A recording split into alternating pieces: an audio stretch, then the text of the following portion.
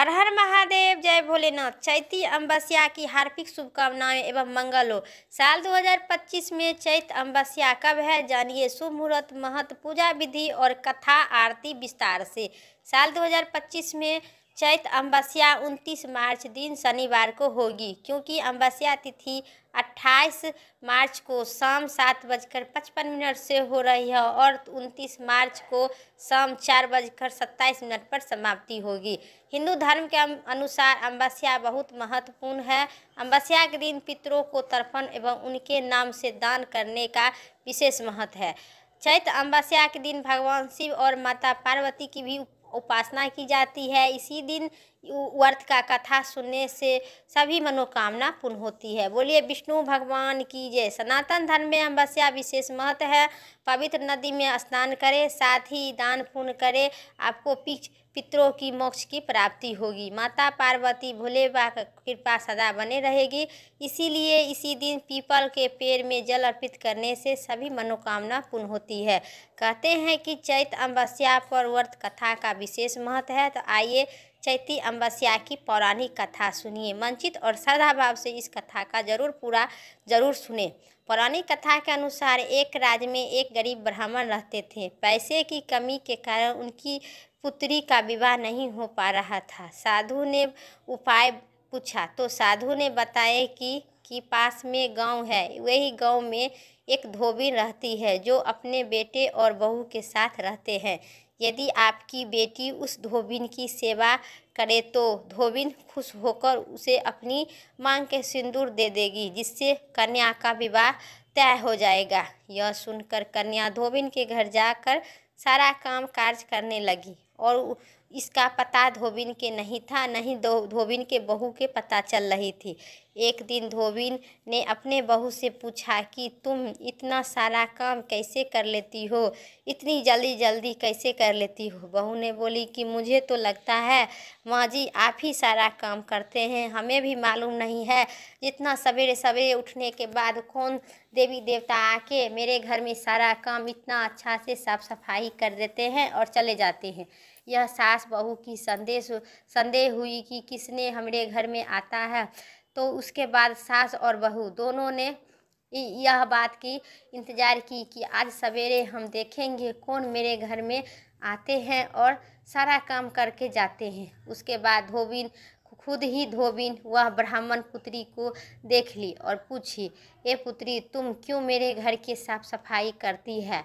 धोबिन ने देखकर चक हो गई। उन्होंने नज़र रख कर शुरू किया। धोबिन ने जब सुबह उठकर देखा तो एक कन्या का छुपा के घर में सारा काम काज कर रही थी और कई दिनों तक ऐसा चलते रहा।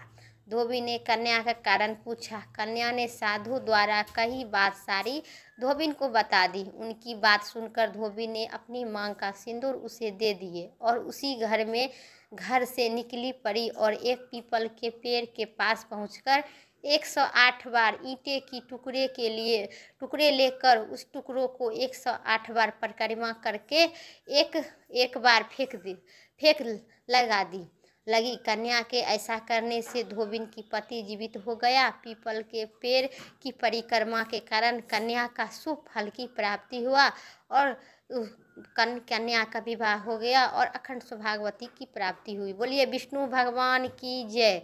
अब सुनिए अमावस्या की दूसरी कथा। चैत अमावस्या को शुभ कार्य और अनेक प्रकार की दोष से मुक्ति पाने के लिए है। इसलिए हिंदू धर्म में केवल अमावस्या बल्कि हर महीने के अमावस्या का विशेष महत्व है।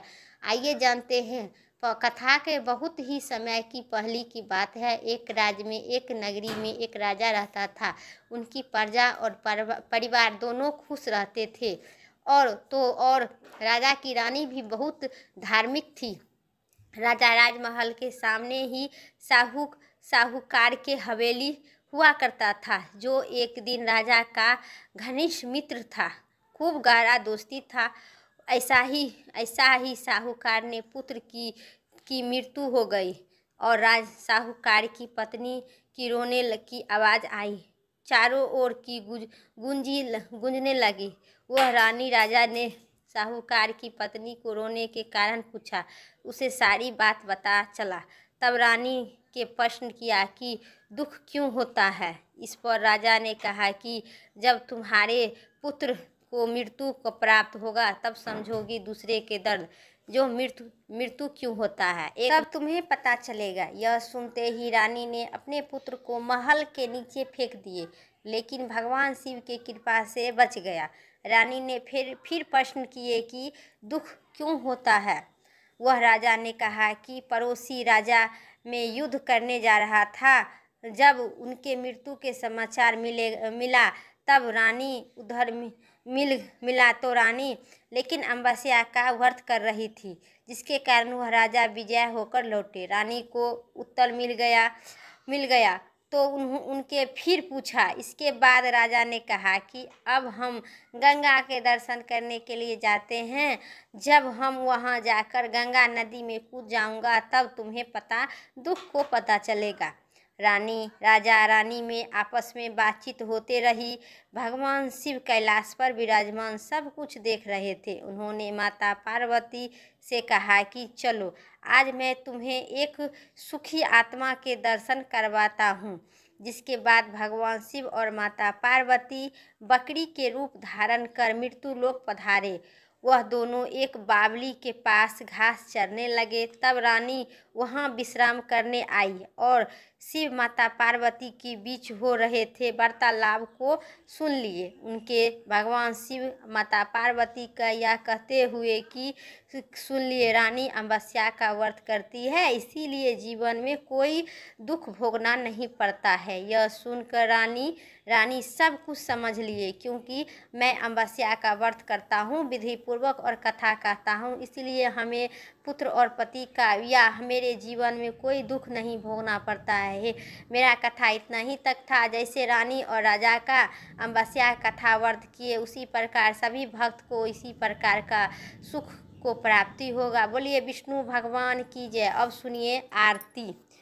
ओम जय जगदीश हरे, स्वामी जय जगदीश हरे, भक्ति जनों के संकट क्षण में दूर करे। ओम जय जगदीश हरे, जो धावे फल पावे, सुख निर्मन से का, सुख संपत्ति घड़ी आवे, कष्ट मिटे तनिका। ओम जय जगदीश हरे, मात पिता तुम मेरे, शरण कहूँ किसी की हो स्वामी, शरण कहूँ किसी की, तुम बिना और न दूजा, आस करूँ मैं किसी की। ओम जय जगदीश हरे, पार ब्रह्म परमेश्वर तुम सबको स्वामी है, स्वामी तुम सबके स्वामी, तुम करुणा के सागर, तुम पालन करता।